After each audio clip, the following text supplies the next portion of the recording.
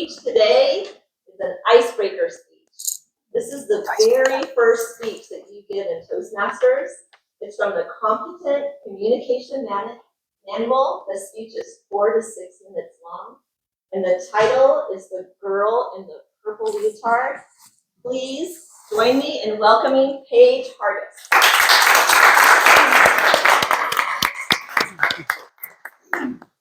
Good morning, Toastmasters and guests.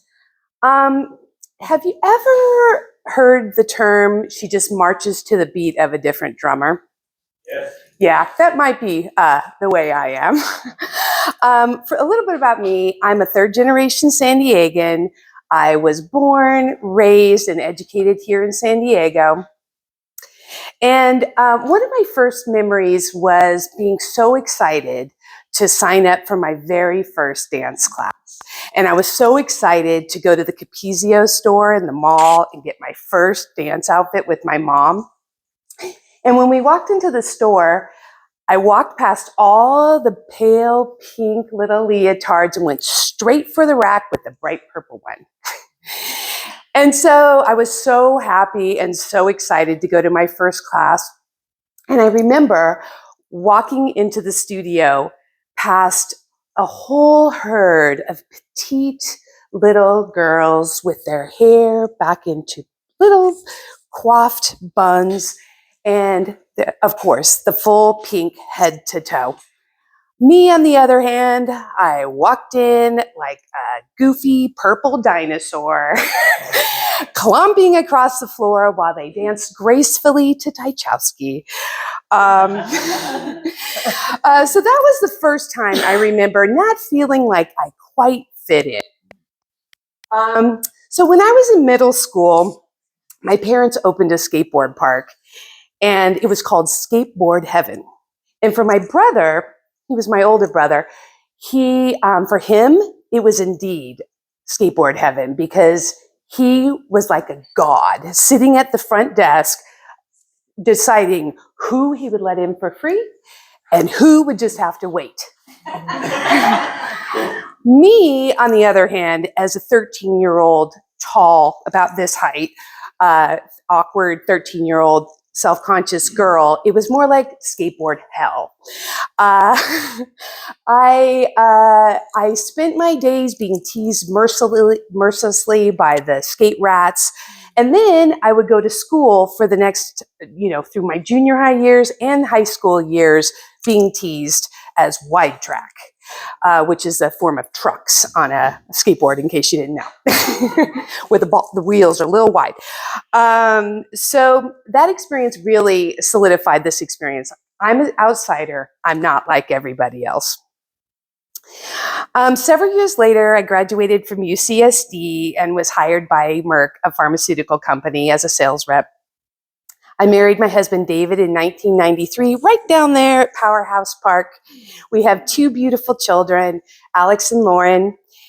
And so much of my career has been in sales positions, whether that be in medical device, real estate, or even executive search. But, I was good at these jobs, but honestly, I just was not passionate about it.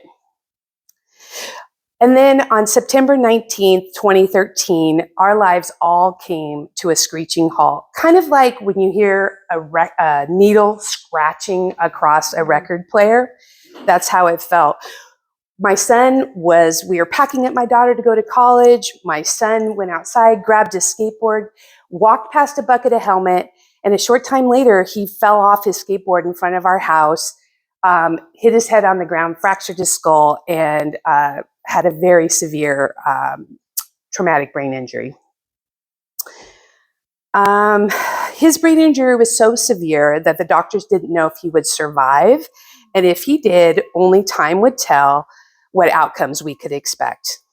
Having a severely injured child is really one of the most painful and terrifying experiences I think that any parent could ever go through.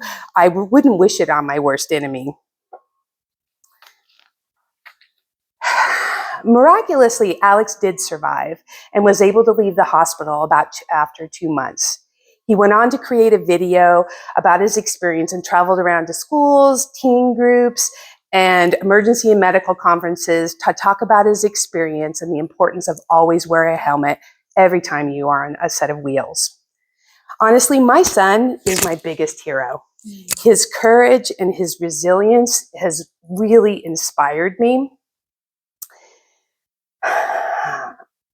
So, like I said, I left my career when Alex was injured to focus on his recovery. And after about 3 years, I was starting to think about leaving the workforce. And I was chatting with the Safe Kids coordinator at Rady Children's Hospital, where I was serving as the volunteer president. And I said, boy, I really love this advocacy work. And I would really just love to figure out a way to get paid for it. And she said, well, you know, Scripps La Jolla just posted a job for a trauma prevention coordinator. You should apply. So I look up the job description and I think, there's no way I'm ever going to get this. But you know what? I go, Alex is brave. I'm going to choose courage over comfort, and I'm going to go outside my comfort zone. And so I was interviewed for the position, and throughout the interviews, I somehow sold them all that injury prevention is really just a sales job selling safety. So I was hired about 6.5 years ago. And during that time, we started a nonprofit called My Gray Matters. Oh dear. Let's see. Let's see. So I've been able, in my role for 6.5 years, and I lead injury prevention groups here in San Diego and at a national level. I've always loved being around people, but terrified to stand up in front of people, especially with a microphone. But, you know, my dear friend Julie encouraged me to join. And I have to say, even within the short period I've been with you, it has really, the fruit has had, I've spoken at national trauma conferences. So if you had told me 9.5 years ago today that I would be doing this work and loving the work that I do, I would say you're nuts. So I'm so grateful and blessed to work alongside so many incredibly generous, dedicated, and passionate public health professionals that have welcomed me into their ranks with open arms. The girl in the purple leotard has finally found her tribe. Thank you.